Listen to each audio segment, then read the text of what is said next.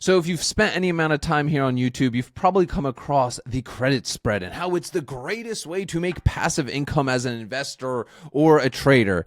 When in actuality, it comes with a tremendous amount of risk and burns more people than it actually helps. In today's video, I'm going to be showing you why I very sparingly run a credit spread, but most importantly, if you dive into the credit spread, kind of the best practices that have helped me out in the past. And of course, if you drop a comment down below in today's video, guys, you're also going to get my full Ark Options Strategy playbook, which in my opinion is a way better strategy, especially for beginners. I'll send that over to you completely for free. Hit that like button, that subscribe button. And of course, guys, I hope you're having an absolutely God-blessed day today. Today, of course, like I said, we are talking about the put credit spread specifically. That is one of the most popular credit spread strategies for growing small accounts to passive income, as they love to say. But let's really talk about what those risks look like. So if you don't know what a credit spread is, or you don't know what a put credit spread is, let's quickly just recap it. And then I'm going to show you guys a couple of my best practices if and when I do these, okay? So first thing we do is we sell a put and then we buy a put for protection. And that in between those strike prices on those contracts is our max loss, okay? So first thing we're going to do is sell a put, and I'm just here on SPY. SPY is a very popular ETF that this is done on by many people all day long, and we could see I just put my expiration days at 7 day. There is arguments to be had for DTE here. It's kind of my similar approach to the Ark Option Strategy and the wheel strategy. If you're busy, don't do weeklies. If you're kind of still want to do a strategy like this, you could still do like 30-day out stuff. Like there's nothing wrong with that. There's not that much benefit when you're doing credit spreads like 30, 45 days out, but it does allow you, as you're going to see in the way I do credit spreads is a little bit different than most people. It does give you a little bit more time, which I believe does help at least a little bit as opposed to not. But people like to do weeklies on this, okay? They do like to do weeklies on this strategy.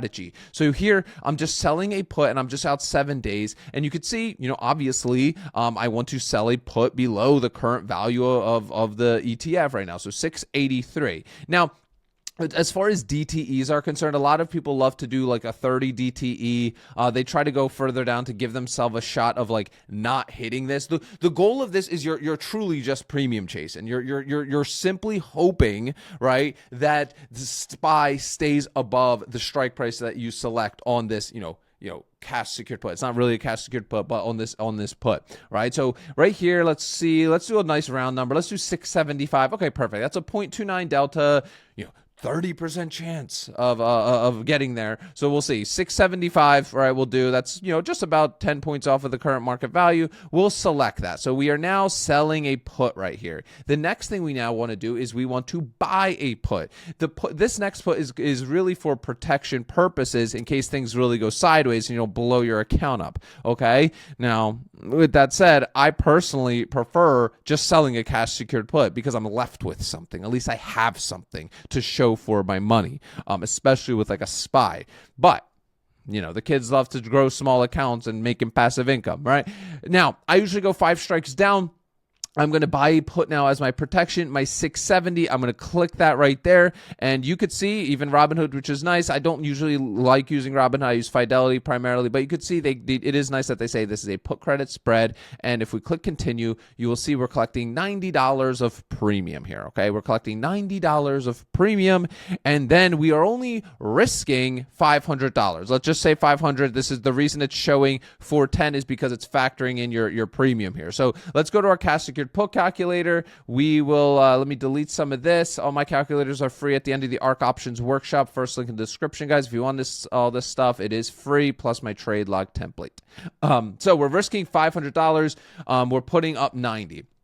18% return in a, what did we say, 7-day period. Absolutely bonkers. Absolutely bonkers. Some of you will still think that's not good, which is even more concerning to me.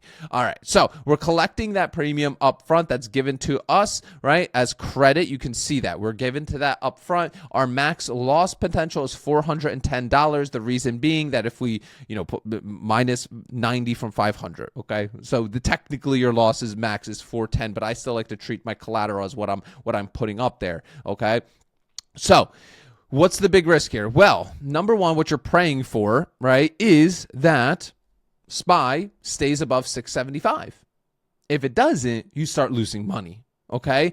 As it goes down to 674, right, you lose money. 673, 672, 671, 670. And once it hits that, you have now officially completely lost your $410.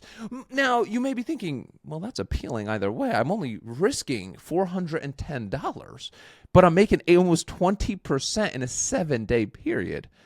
That seems pretty nice.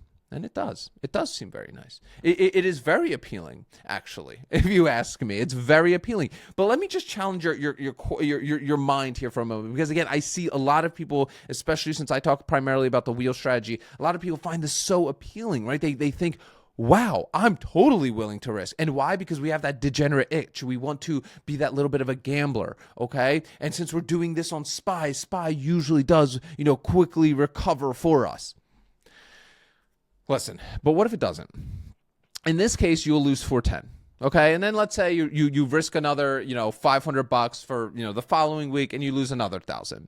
When in actuality, what if you instead sold a put, like an actual put? Now, the argument most of you will have with me is like, Pete, but $68,000 if I sold a put for here, $67,000. Yes, for sure. I can see that. Now, my argument has always been, don't trade SPY. My rule of thumb, if I cannot afford 100 shares of the stock to sell a cash secured put, I should be not trading it. I know that's not going to be popular amongst a lot of you, right? But you shouldn't be trading it. That means you cannot afford it. That means right now you need to go figure out how to increase your income, whether through your job, your business, or whatever you do, or stick to smaller price stocks to be able to do it. Why do I say this? Well, because at least at the end of that, right, you are left with something. You are left with an asset. You are left with absolutely nothing if you do this put credit spread and it turns against you. Okay? You will lose simply $410 and you have absolutely nothing to show for it. Okay? That is a huge, huge risk. Now, let's go take a look at specifically like another stock. We talk about a lot about SoFi here, and I actually want to show you guys this, because this is if and when I do credit spreads, this is kind of how I time them at the ideal scenario, okay? And it's very similar to how I run my Ark Options Strategy and my wheel strategy. You could see on here, I have a couple of indicators on here. I have my 200-300 day moving average. I have my 50-day moving average here. And then, but most importantly, I have my Bollinger Bands here, okay? Now, Bollinger Bands kind of tell you like a rough area that a stock is likely to trade in. And usually we see them bounce between these Bollinger Bands. Now, obviously, this is not always the case, right? Look at SoFi on this drop below, and it's been just people have been getting extremely assigned across the board. We all tried to time it right here. A lot of us tried to time it at that bottom Bollinger Band. Whether you're doing a credit spread or you're doing your cash secured put, you're trying to sell that put here when it's at the bottom in hopes that, okay, maybe it does drop it a little bit for the next month, but then we see a recovery and I don't end up having to buy the shares, because let's be real, a lot of people don't want to buy shares when they're selling puts, which is part of the strategy of the wheel is to get assigned and then selling your covered calls. So similar strategy that I have with credit spreads. Okay, now SoFi is a cheaper stock, so more ideal for a smaller account as opposed to trying to do a SPY credit spread. But again, I wanted to show that because it is very, very a lot of people love to run credit spreads on that.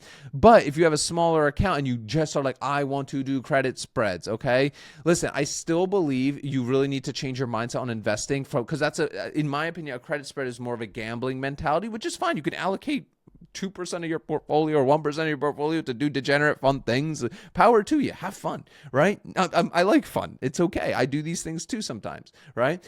But that's more of like a gambler mentality. When here on this channel, we specifically are trying to put ourselves as the casino. We are the ones taking the poker chips from those degenerates, right?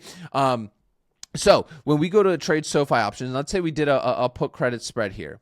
Ideally, Ideally, when I'm trying to do these put credit spreads, I'm trying to sell a put around this bottom Bollinger Band area. Now, the spread is super wide on SoFi right now because it has seen this insane drop. But let's see what we can do. Okay, so right here, we may have to go, let's go even like a 30-day out one and see what we can get here. Okay, so we've got a 15. So let's sell a put here and let's see what we can do. And then we'll buy a put. Let's actually see what the delta is on the 15. It's probably, yeah, 13. Okay, well, whatever. Let's see. Actually, let's see, because this might be helpful for everybody to see.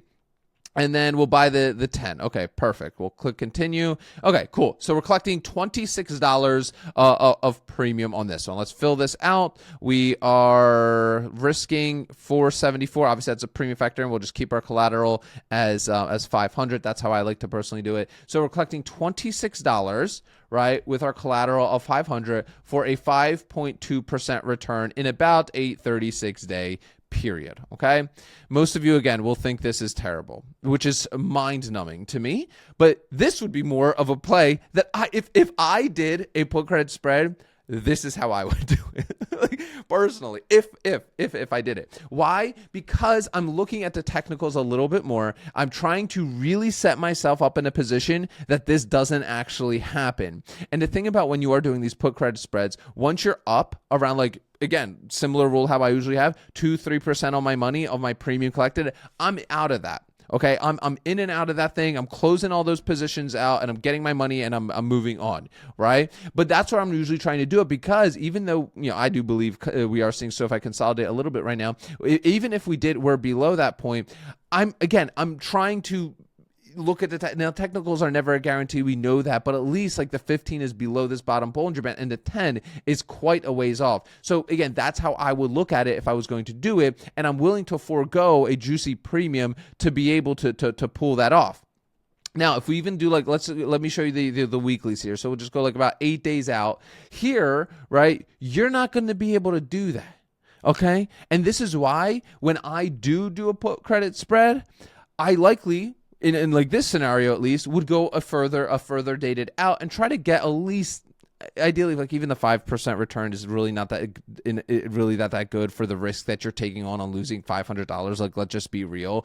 Usually you want to be fairly incentivized in that, like, upwards of like 10%, in my opinion, just because, like, literally just consider you're potentially lighting $400 or $500 on fire, right? But with SoFi right now, a lot of people will do the put credit spreads around like that 30 delta. So if we look at like a 30 delta, let's look at the 17s. That's an 18 delta, 17 5s, 25 delta, 18s, a 34 delta. So, right, this is what they'll look at, like right here.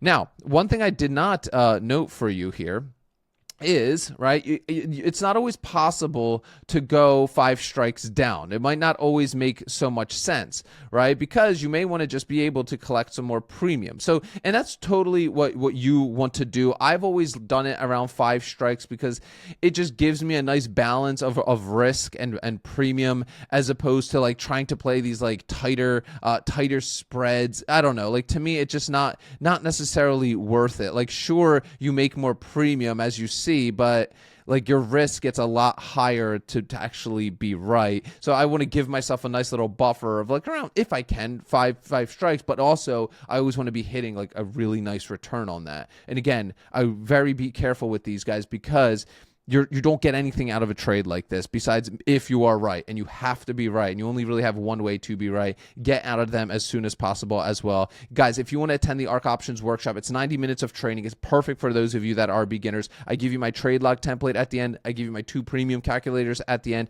and you learn this full strategy broken down in plain, easy to understand English. And this is perfect for those of you that do not want to be full-time traders and staring at screens all day. You'll see that as the first link in the description of today's video. Guys, remember, sell options, collect premiums, repeat. I'll see y'all tomorrow.